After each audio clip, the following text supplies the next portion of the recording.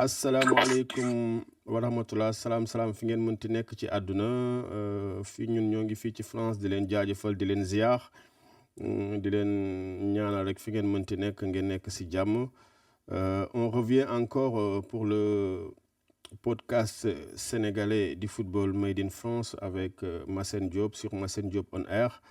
Aujourd'hui, une fois n'est pas coutume, on a un invité ba nga xam ni dina ma bégloo trop parce que non seulement c'est un ami d'enfance, je suis fier de le dire, mais aussi bon, c'est une personne qui a une grande connaissance vraiment du football.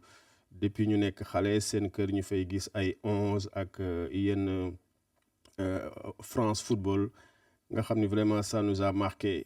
Il jouait bien au football quand il était plus jeune, mais après il a pris une autre trajectoire, nekk enseignant, après aussi nekk artiste, musicien, compositeur, am vraiment plusieurs casquettes.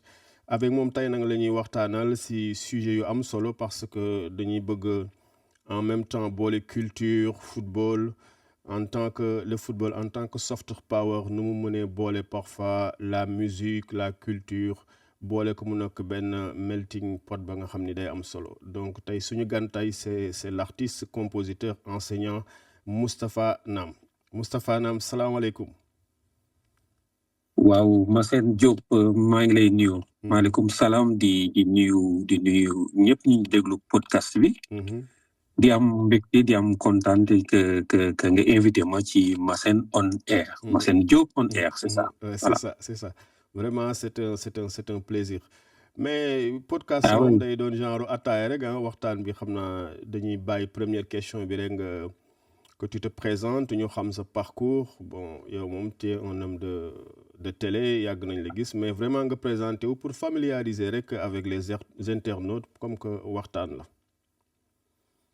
waaw mais Massène wax nga ko déjà wax nga que ni effectivement je suis un artiste musicien chanteur sénégalais ndax maag yow ñoo bokk fu ñu juddoo ñoo bokk fu ñu màggee et di ay xarit depuis que ñu nekk xale. Absolument. Et sama parcours je suis enseignant de formation et je fais ma carrière en tant qu'artiste musicien et en même temps je suis gestionnaire pédagogique des masters en économie à Paris-Nanterre. Voilà. À Paris-Nanterre, Université Paris-Nanterre. Machallah. Wow.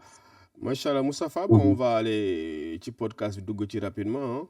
Bon, première question moom c'est xam nga podcast moom entre deux Daganois kuy xalam di sa jaayu. On va parler de football et le football et la musique et la culture en tant que soft power. Mais première question, ñun fu ñu màggee Dagana ça a été vraiment un terreau de football. Bon man joueur yu bare marqué nañ ma ba ñuy ne xale avec vraiment une technique et une vision de jeu hors norme ba nga xam ni man rarement laa ko gis ci dëkk boobu ñu bare nag mujj ñu am une grande carrière. Mais yow yan joueur ñoo la marqué woon ci football daganois tey jii ba nga am âge bi yan joueur ñoo la marqué woon ak lan moo doon seen qualité technique tey suñ la doon wax le football daganois ak ñu ko marqué ñi. waaw xam nga yow wax nga ko déjà ci bi ngay introduire question bi. Dagana dëkk football la dëkk la bu ndaw xëy na ci taarix dëkk bu siiw la mais il faut nga dëkk ci biir dëkk bi pour xam réellement dëkk bi nan la football amee daf ci am wàll football dafa am wàll ci Dagana ndax boo seetloo suñu si Dagana. Stade bi tax ñuy wax football à Dagana dafa nekk au cœur de la ville c'est comme Demba Diop ni mu nekkee woon au cœur de Dakar. Absolument. Loolu dafa doon am impact ci dëkk bi ba tax na bu football amee day intéressé ñëpp couche yëpp lay intéressé et nag talent yu bare génn fa. Malheureusement période boobu xëy na da doon fekk melul comme tey nga xamante ni y a une possibilité ak école de football yi ak internet beeg yooyu léegi mais bu njëkk fu ñin daan jël ci équipe nationale généralement bu yamee Saint-Louis lay yam xëy na jëm Dakar donc dëkkaan yi daawuñu am possibilité boobu mais ci ñi mën football dëkkoon Dagana bare nañ te amoon nañ sax possibilité ak niveau football équipe nationale man su ma jëlee ki ma gën a neex ci football à Dagana ba tey sax suma référence la ndax dama ko bëgg Abdoulaye Wade Cissé la tudd voilà waaw man Abdoulaye Wade Cissé man mooy sama idole ci football à Dagana ba tey bu man tey nekk naa mag mais gis ko damay am un bonheur inouï. Abdoulaye Wade Cissé ñu rappelé grand bu yaru ndeysaan en plus bu jouer à la Linguère jouer au Port. waaw football na Linguère football na Port. et période bi nga xamante ni Makhtar Ndiaye ak El Hadj Diouf. ci la ñu am contrat pour jóge Linguère dem Sochaux yaa ngi koy fàttaliku. Il devait même faire partie ñu bari xamuñu loolu mais il devait faire partie de ce lot-là des joueurs qui devaient partir sauf que période boobu xëy na yàgg na Dagana moom ba bu muy dem Linguère xëy na nekkatul xale loolu peut-être handicap la woon ci moom mais bu yàlla defoon ne jàll na étape boobu xëy na da doon bokk ci loowu équipe bi nga xamante ni mooy 2002 bi jox satisfaction et aujourd'hui tous ces noms-là mooy Moussa Ndiaye El Hadj Diouf et cetera Makhtar Ndiaye ñoo ñëpp ci la doon bokk et yàlla nag moo def que carrière am yeggul foofu voilà déjà moom dañ ko xamee comme ci nawetaan foofu équipe bu ñuy wax Mbelgoor man foofu laa ko xamee vraiment grand bu yaru lu ñu doon wax ci Jo Diop lu mu doon wax c'est un ancien international sénégalais Moustapha Diagne je pense libéraux de l'équipe nationale c'est une référence vraiment éthique et esthétique mais grand boobu am yitte la nit ku yaru la daal ba pare nag yow yan qualité technique nga gisoon ci moom c'était vraiment un joueur très très technique. waaw mais xam nga Sénégal amoon nañu xam nga Fadiga ñun suñu référence mooy Fadiga pied gauche. mais on a eu par exemple Thierno Youm. Thierno Youm ñi xamul Thierno Youm da ngay jël archive Sénégal Zimbabwe. nga xool ak terrain bi stade Demba Diop nu mu doyee woon waar pelouse bi baaxul woon et pourtant le gars il était tellement rapide Thierno ni mu meloon Ablaye Wade Cissé noonu la meloon ba pare Ablaye Wade l'avantage am comparé ak Fadiga mooy Ablaye Wade dafa non seulement pied gauche la comme Fadiga corner yeeg coup franc yi yëpp comme ni Fadiga daan def et il était efficace en fait c'est-à-dire que Ablaye Wade il marquait xam nga Fadiga par exemple il marquait rarement et pourtant il a marqué l'histoire du football sénégalais mais Ablaye Wade Cissé corner day teg sax corner Ablaye Cissé football na Port mu teg corner ma koy déglu Laye Diaw di wax mais kii fan la dëkk parce que dafa teg corner door mu dugg Port la doon football c'est-à-dire première division équipe de l'élite du football sénégalais donc pour te dire que pour rek wan la qualité yi mu amoon voilà il était exceptionnel. Et puis son jeu jusqu'à présent d'ailleurs il avait un jeu assez très propre et jusqu'à présent mag la tey mais toucher de balam da ngay xam ni kii voilà un jour rare à voir aujourd'hui. Voilà. À propos de corner élégance boole ci élégance. Voilà à propos de corner ma tooñ la tuuti seetaan naa la sa dernier mouvement ba ngay joué nawetaan ay corner yi nga doon door ASC Magadan loolu moom c'est juste pour une pique quoi mais à part mais joueurs yu bari ñu ngi football yan joueurs yu bari ñu ngi football tey maa leen dàq door franc dàq leen door corner. waaw loolu moom dëgg la moom frère mais à part Ablaye Wade Cissé yan dama la dog si loolu sax Ablaye Wade Cissé nga xool ni mooy sa référence est-ce que amoon na ay ñeneen wala yow c'est plutôt moom nga focaliser. waaw en fait dañu bare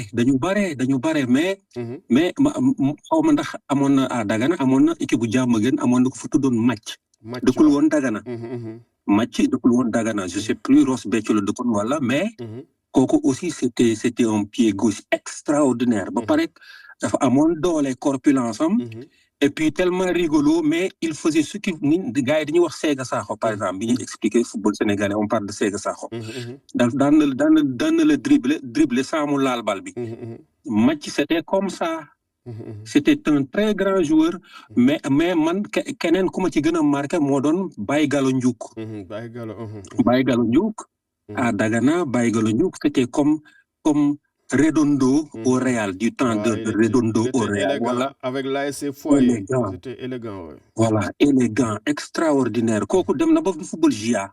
Kooku dem na ba GIA. boo koy jël comme exemple day niroog genre Paul Pogba. Ni Paul Pogba mel. Day nekk ci digg terrain bi. Mais tu as l'impression que on ne voit que lui, de par l'élégance, de par la taille, et quelqu'un d'efficace.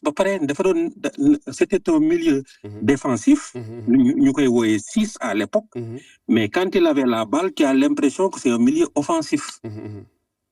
C'était beau à voir. Mais amna ñeneen Mama Kane, tu prends Mama Kane, feu Mama Kane. Mama Kane, waaw amna ben anecdote dama nek stade Amitié.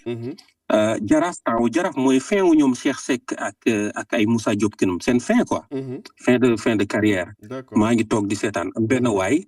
teg coup franc bi dóor coup franc bi affaire bi bal bi bon il a raté son coup franc quoi. léegi rek man maa ngi ci tribune bi xam nga rek xale rek ma ni kii de bu doon Mama Kane dugal na ko bu yàgg. Bon, tu vois, un Kaw qui vient de Dagana et qui au stade de l'Amitié ni bu doon Mama Kane dugal na ko bu yàgg. rek waa ji ni mais waaye booy bi lu wax ni kan mooy Mama Kane. ma ne ko non Mama Kane Dagana la dëkk quoi ñu may ree. Non, c'est normal. Mais moi j'étais sûr que si c'était Mama Kane. bal bi mi ngi ci camp yi. tu vois boo jëlee exemple. Mama Kane ñu rappelé joué na ak El Hadj Ousseynou Diouf sax à l'ASC Kaani gi def na ay jaloore Saint-Louis. Exactement. C'est un cousin, mais aussi c'est vraiment, il avait des aptitudes physiques et techniques. Oui, incroyable. Extraordinaire. Oui. Bon, mën nga jël El Hadj Ngom. El Hadj Ngom joué na SIB, qui était extraordinaire, élégant.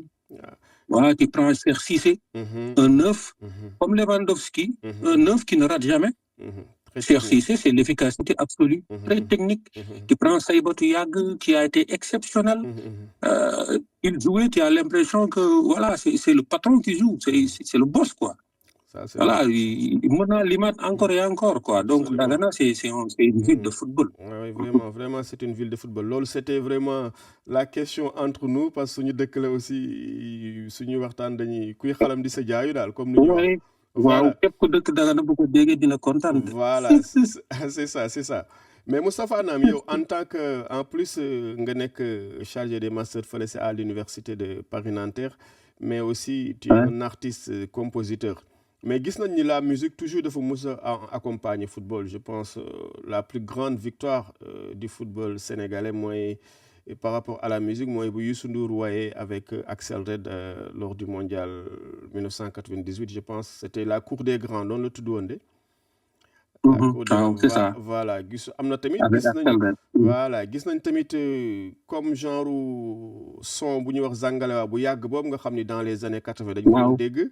Mais après dañu gis Shakira jël remasterisé ko après def ko un grand opus planétaire lors du mondial sud-africain. Yow nan nga analyser ñaari fait yooyu, le fait que bon football parfois musique nu mu ciy bokkee loolu c'est une question pour sa fibre artiste daal. Waaw mais nag football ak musique dañu lié. Ça a toujours été comme ça. Je pense que même Pelé avait fait un album de musique.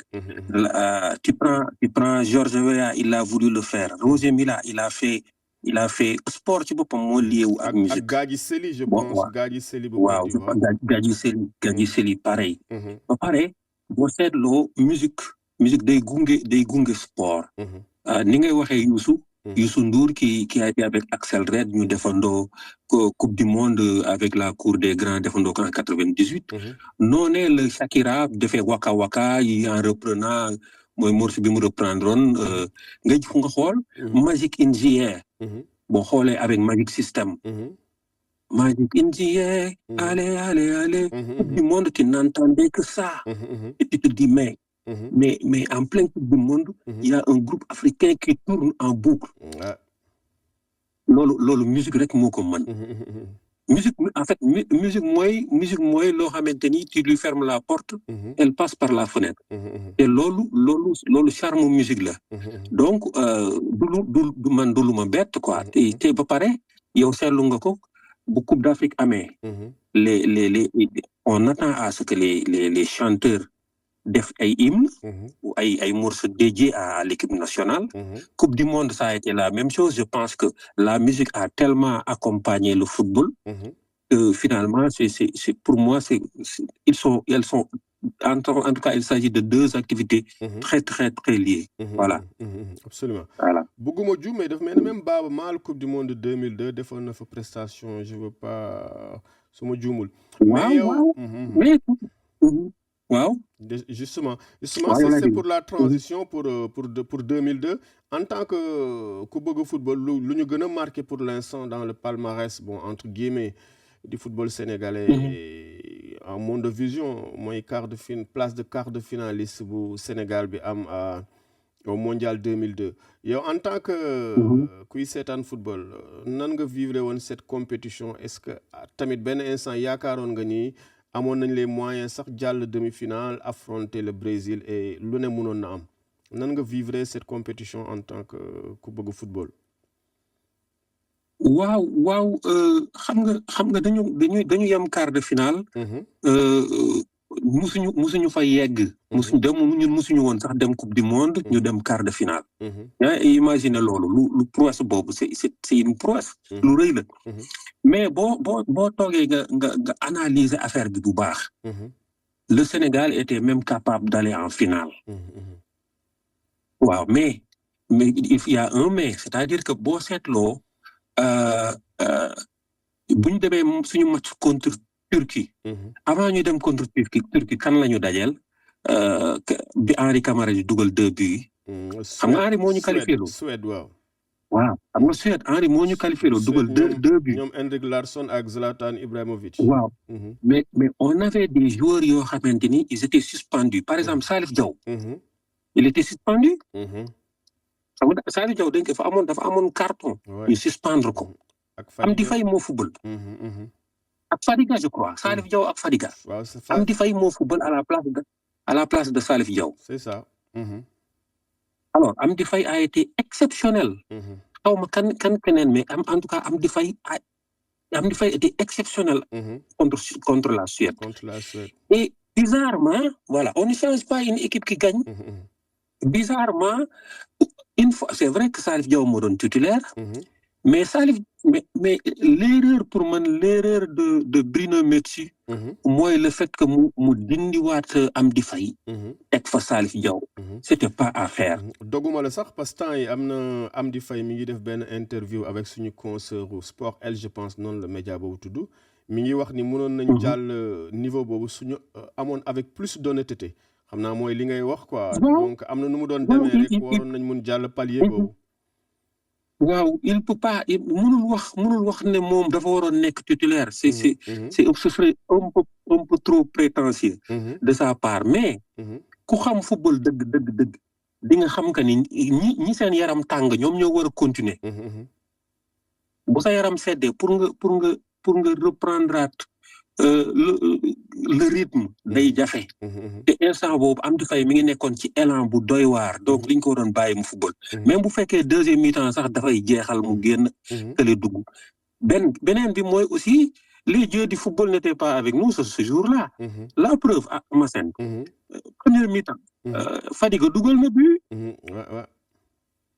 boo ko seetloo Fadiga dugal na but mais kan moo bloqué but bi léegi xoolal kan xool est-ce que fay nga fàttali ko Henri moo bloqué suñu but et pourtant moo ñu qualifié loo donc il faut que nañ nangu quoi nañ nangu que ce jour-là peut-être que c'était pas notre jour et puis les joueurs étaient fatigués qui voyait même El Hadji Diouf ce jour-là il était fatigué xaw ma qu'est-ce qu'ils ont fait la veille mais ils étaient fatigués voilà et puis un tournoi c'est dafa gudd te tàmmuñu peut-être nekkandoo di def comme Coupe d'Afrique def nañ ko mais il y a des réalités yoo xamante ni il faut nga Coupe du monde dafa laaj expérience faut nga tàmm fa dem pour xam comment gérer la durée même la France a du mal parfois ouais.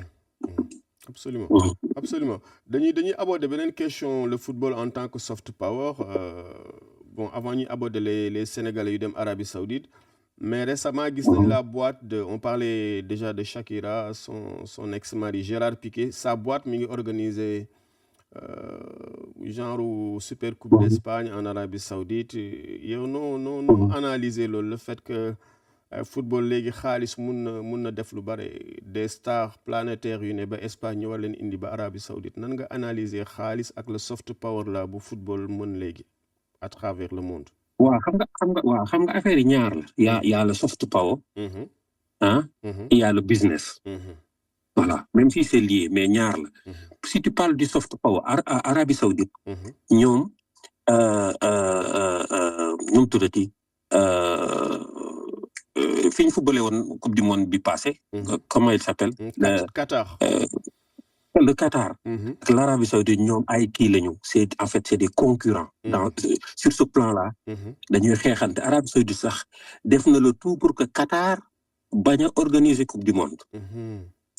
loolu ñu bari xamuñu ko mais ils ont tout fait mooy cette histoire là où on parle de droits de l'homme par-ci de situation inconfortable pour les travailleurs ceux qui s'occupaient des stades et autres les ouvriers yooyu yëpp Arabie Saoudite également était derrière mais le Qatar a réussi une coupe du monde où on disait que ça allait être catastrophique le climat tout ça Qatar dañ ko réussir absolument tu vois même El Hadj Nam quand elle me raconte bi mu nekkee Qatar coupe du monde nu mu meloon moom qui sentait que le monsieur il est émerveillé quoi nga xam ne lii c'est une réussite léegi loolu xam nga Qatar dëkk bu ndaw la ñoom ils ont réussi cette prouesse là et loolu dafa am fu mu leen di yóbbu am image bu muy jox Qatar dafa am dayo bu muy jox Qatar loolu nag Arabie Saoudite bëggul ñàkk loolu et l'Arabie Saoudite comme ñoom dañu nar a organiser coupe du monde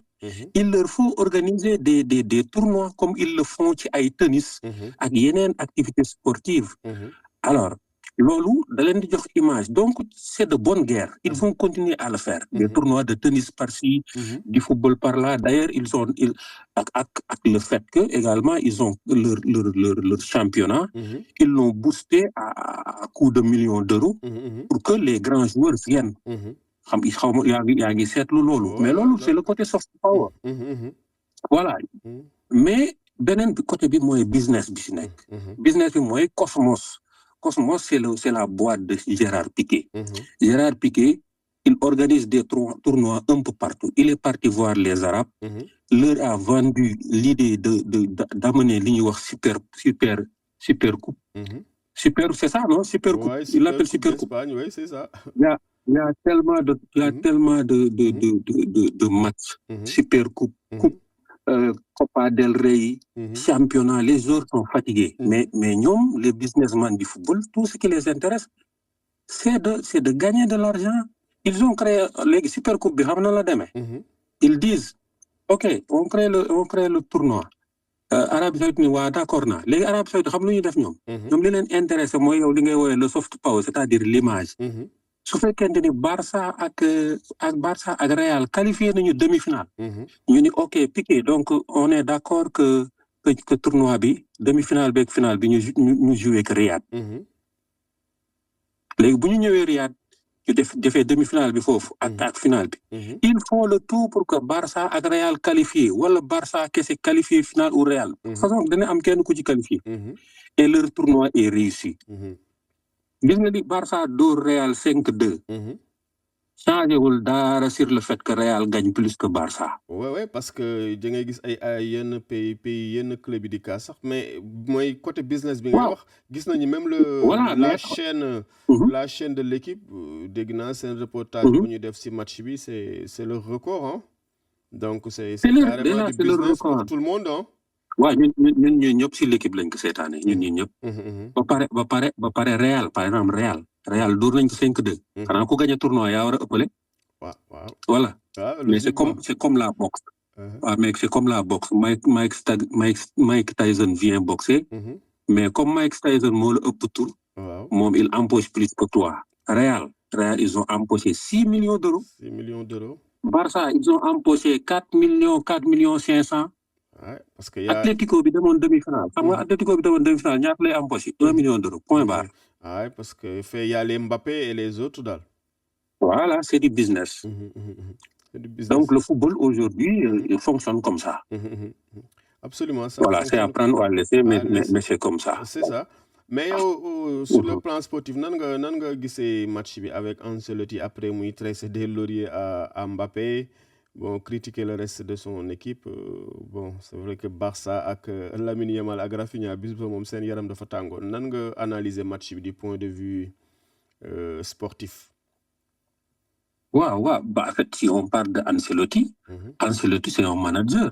C'est un manager. Un manager, mais Mbappé, moi, gan là au Real. Ouais, gan gële de. Mais Mbappé, voilà, gan, xam nga gan kenn du ko joxoñ di ko indexé, gan da nga koy dalal.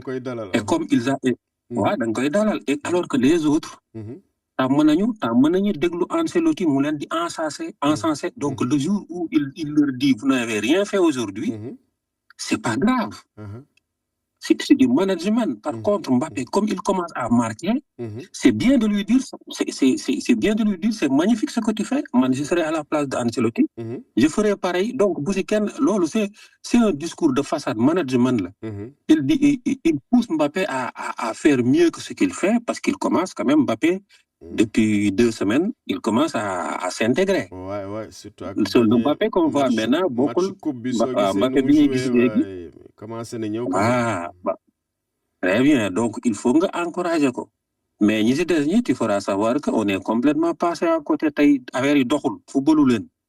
Gars yi xam ni gars yi yeewu. Mais man loolu laa gisee voilà la gisee.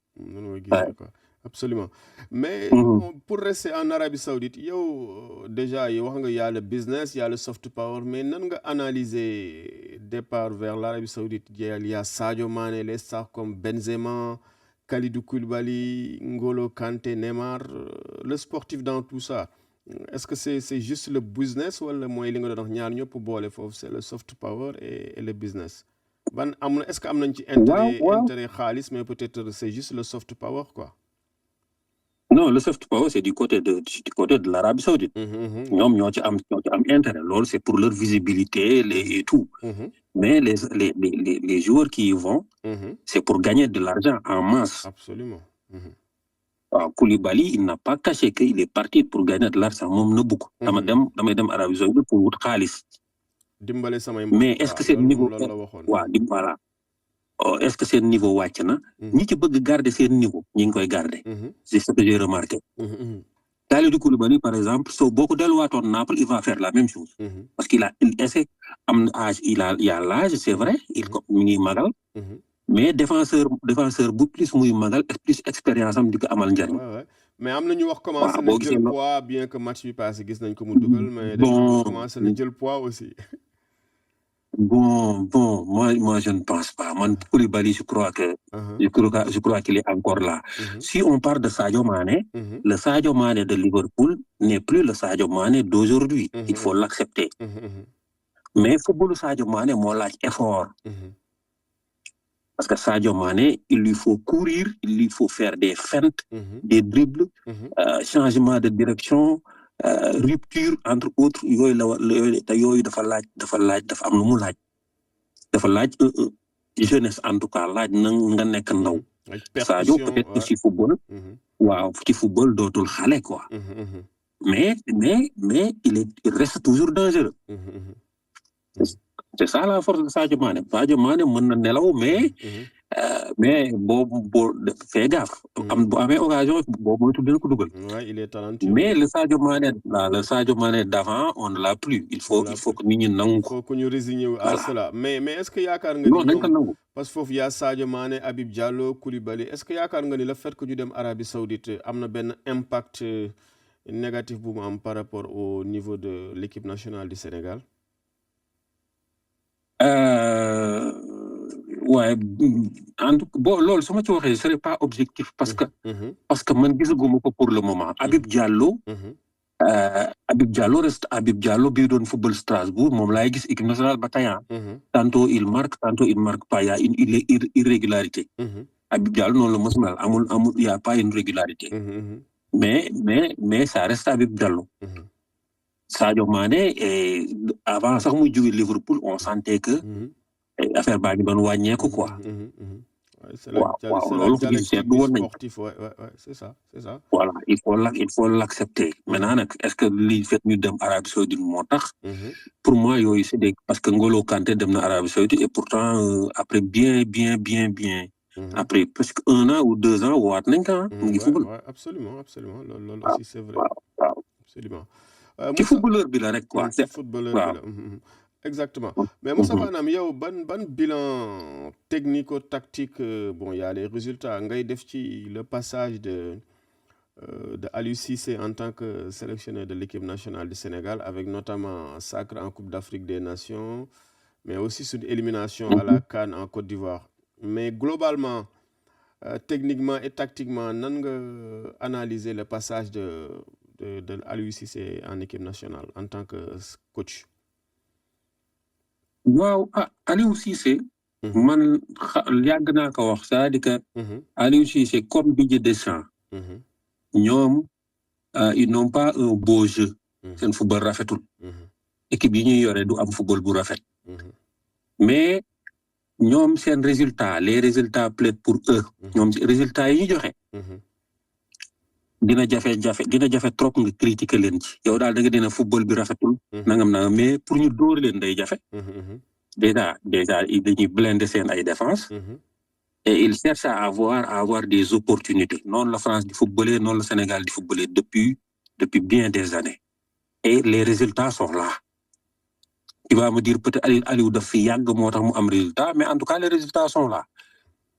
Donc man mënuma wax ni Aliou Cissé c'était pas le bon coach pour le Sénégal, bien au contraire parce que am na yu mu fi indi et puis il y a eu une stabilité ci vestiaire bi. Il y a eu du sérieux dans la gestion des joueurs. Il y a eu énormément de choses positives. Bien vrai que le beau jeu personnalité là quand même.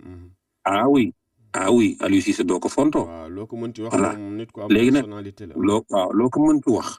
amul xam-xam nangam yooyu yëpp. mën nga ko wax mais. gisuma fi joueur bu ko yab. gisuma fi aussi staff bu ko yab. voilà et puis niñ ko bàyyee tu vas me dire man dama jàpp ni waroon na dem il y a longtemps. waruñu woon bàyyi bu mu waree dem soit après coupe du monde bi waroon na dem wala après coupe d'Afrique bi mu dem mais mënuloo ko bàyyi ba mu recommencer benn campagne ba war a qualifier par exemple Pape Thiaw li mu dem qualifier ji yëpp même bu fi Aliou Cissé nekkoon peut-être nii lay demee donc da nga jàpp voilà y a eu un manque de respect wala par rapport à son standing waroon na demee neneen quoi. dama yàpp waaw pour man y a eu une inélégance. Voilà. waaw football nag dafa ingrat. mais y a eu une inélégance. mos naa dégg à propos de Mbappé Didier Drogba RFI di ko interview mu ni football nag moo ingrat quoi. moom ku mel ne football dafa ingrat. ndegam waa Marseille supporter Marseille yi ñoo ko doon yuuxu au début bon lu ne mën na ci am quoi.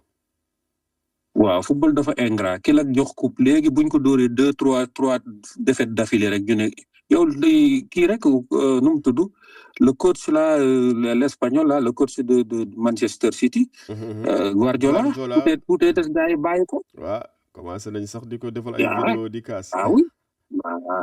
Voilà. C'est alors que qu'est-ce qu'il n'a pas remporté durant sa carrière. Il a eu tous les trophées. Ouais, il a même révolutionné le jeu au niveau mondial. Waaw léegi nag Aliou Cissé ki koy remplacer rek. kooku nag moom il a du pain sur la planche. waaw justement loolu mooy la transition sax yow Pape Thiaw est-ce que yaakaar nga ni c'est un bon choix nan nga gisee le choix de Pape Thiaw parce que dafa mel ne dañ ko parachuté par rapport au standing de l'équipe nationale wax ji bare na mais comme que gagné na ay match am comme que da nga ni sax peut-être su fi Aliou Cissé ne woon noonu le match yooyu di terminer quoi nan nga gisee. waaw mais bien sûr. Oui, mais la preuve Pape Thiaw bi mu continuer dañ doon wax mais c'est toujours du Aliou Cissé. yaa ngi ko doon dégg c'est toujours du Aliou Cissé rien n'a été changé. Bon après nag pour est-ce que c'est le bon choix ou pas. loolu c'est le temps qui va temps bi moo ñuy wax. ndax Pape Thiaw c'est le bon choix ou pas parce que boo fi tegoon sax Ancelotti muy gérer équipe Sénégal ñu door ko 2 matchs 3. da nga naan mais ana Aliou Cissé. c'est sûr ana Aliou Cissé waat leen ko. donc donc nañu bàyyi Pape Thiaw mu liggéey. Aliou Cissé biñ ko fi indi amul woon expérience. Ouais. Parce que déjà à part les JO bon fii petite expérience en tant que coach adjoint à Louan Ciseaux loolu rek la woon. waaw voilà mais même JO yooyu il n'était pas dafa newoon ci kanam rek di def gestam yooyu ni ñëpp xàmmee ko. mais c'était pas le coach titulaire. rahimahullah moo doon def yëpp voilà donc alors que kii nekk na coach. jël na tournoi. am na tuuti expérience. nañ ko bàyyi mu liggéey. waaw nañ ko bàyyi. dañ ko bàyyi et puis jàppale ko et puis gunge ko. il faut l'accompagner les gens aiment bien te mettre au devant de la scène et puis di la seetaan. mais non il faut l'accompagner. il faut l'accompagner je pense que c'est quelqu'un qu'il faut accompagner. Ouais, mais il a du pain sur la planche comme li nga wax courant passé Aliou Cissé bu gagné Coupe d'Afrique vraiment c'est. waaw moom kay bu am ñaari defet gaay na ko may ñu. lu leer laa la wax. Et puis le public sénégalais est un public impatient. Ça c'est sûr. Voilà. Le public sénégalais c'est un public très impatient. Voilà. Donc na sóoraale loolu. Absolument.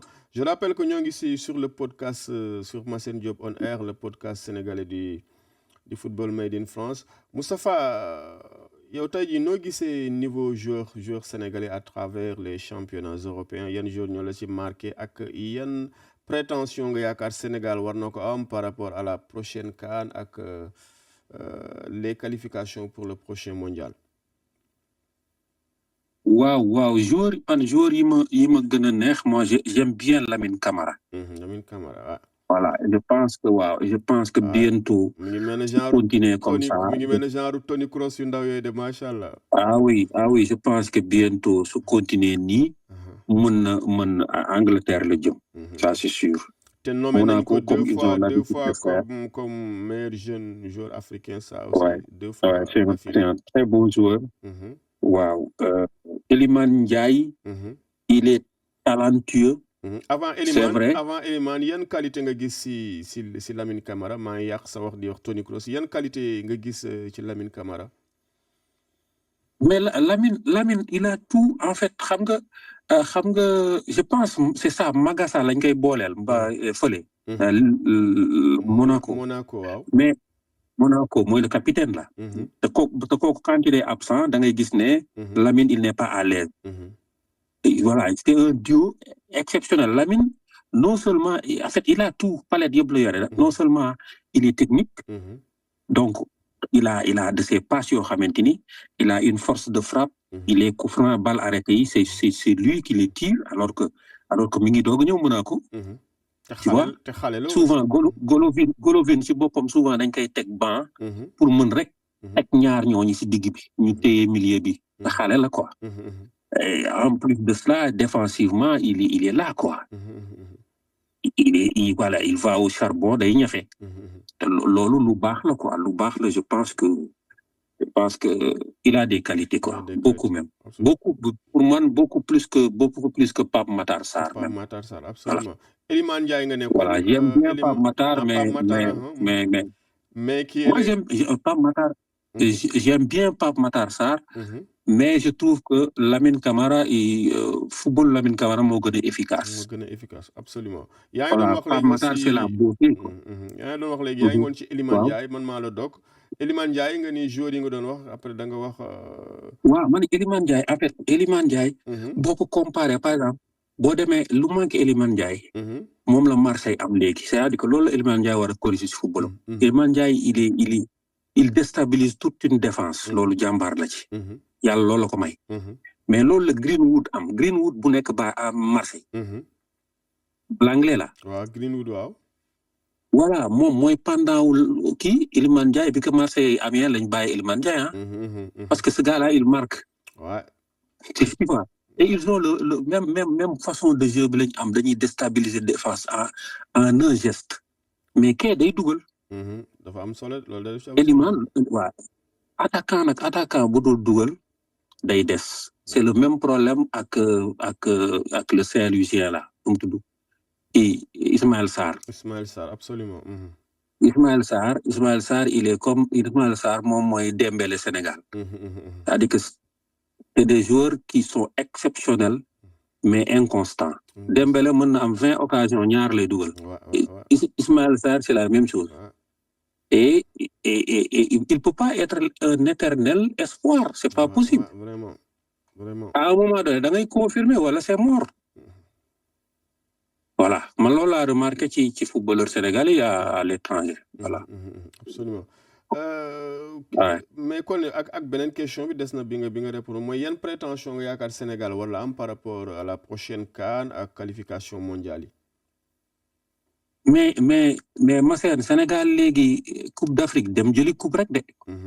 ndax réew mi duñ la sax xaar ci ay. Ah non c'est fini. dafa am benn standing boo ci tollee. boo ci yeggee xasee ba toll comme Cameroun rek à l'époque. Cameroun à l'époque c'était final rek. buñ demul final kii la. campagne bi échec la. c'est à la crise. Sénégal aujourd'hui c'est la même chose parce que niveau football bi moo toll foofu. Le football sénégalais est tellement bien organisé aujourd'hui loo ci mënti wax. c'est bien organisé. que aujourd'hui on a des pépites un peu partout. à tel enseigne que léegi heure bu ñu defee tournoi peuple bi day xaar final. waaw loolu daal laal mën wax coupe du monde da nga fa war a dem. campagne coupe du monde bu am Sénégal dafa war a dem foofu lañ toll. voilà donc c'est pour moi c'est une question boo xamante ni. full logique. voilà. Absolument. Voilà. Absolument. Léegi dañuy dem ci quiz bi 2 questions moom la ñuy terminer le podcast. Yow qui est le meilleur joueur du monde de tous les temps suñ la ko doon wax ak lan mooy sa argumentation lan ngay wax kan mooy le meilleur joueur de tous les temps du football mondial ak lan mooy qualité ak pourquoi nga wax loolu. waaw mais yow man xam nga ni man Maradona mooy sama joueur. man sama saal am na posteru Maradona. Maradona. Ah oui man Diego Armando Maradona man j'ai tout de Maradona. yow xam nga ni man sax dañ ma doon wooyee Maradona. Maradona moom ni ko Diego. El pibe del oro. Diego lañ ma doon wooyee. voilà Diego laajal El Hadj Naam on m'appelait Diego. voilà donc Diego Maradona man moom pour man c'est le summum du football. il est né pour jouer au football. El pibe de oro. kooku. En Argentine. kooku kii la c'est un mythe quoi. nit la ko gars yi jàppee wuñ ko woon sax nit. am kay amoon na mythification bu grave. ba tey. Diego génn na àdduna ñu bare gëmuñu ni dee na. man je l'ai pleuré man dama jooy Diego Maradona quoi. voilà. dama ko jooy j'étais triste. À chaque fois dañuy wax sa fameuse action contre l'Angleterre je pense bu muy dribbler la main de Dieu personnes là waaw bon lu ñuy wax sax la main de Dieu mais am na bu muy dribbler les 5 personnes là. mais waaw mais rond central bi la départ di éliminer ba éliminer Chilton. Peter Shilton gardien bi. waaw dugg ak bal bi daanoog bal bi ci biir camp yi. kooku koy demal YouTube ñu xamul Diego Maradona. te bizarrement c'était un joueur bu tuuti quoi du woon ko athlétique athlétique en tant que ponkal quoi mais amoon na doole quand même mais dafa tuuti woon. waaw dafa tuuti.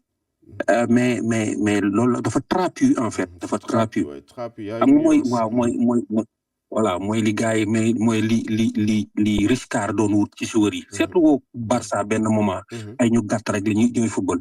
ay Xavi. daaju ñi quoi Ronaldinho Messi ay nit ñu daaju. boo ñoolee tuuti doo football ci équipe am. Riscard noonu la doon kii parce que pour moom ñooñu ñooy footballeur yi. et loolu après loolu je pense que sax loolu la Guardiola récupéré quoi. mais Maradona loolu moo doon force am. et Maradona c'est Maradona quoi man Pelé oui j'ai aimé Pelé mais Pelé du sax du Maradona la dama judd gis ko. Maradona moom di nga ci bare ay morom ñu ko def meilleur joueur de tous les temps. mais ah Moustapha yow ñu ñëw nag suñu dëkk qui est le meilleur joueur sénégalais de tous les temps selon Moustapha Nam.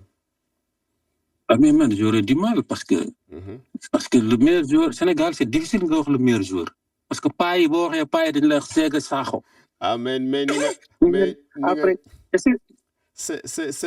Sega Sakho ndeysaan. waaw après nga ñëw ñu ne la dañ lay wax ay Yatma Diouk.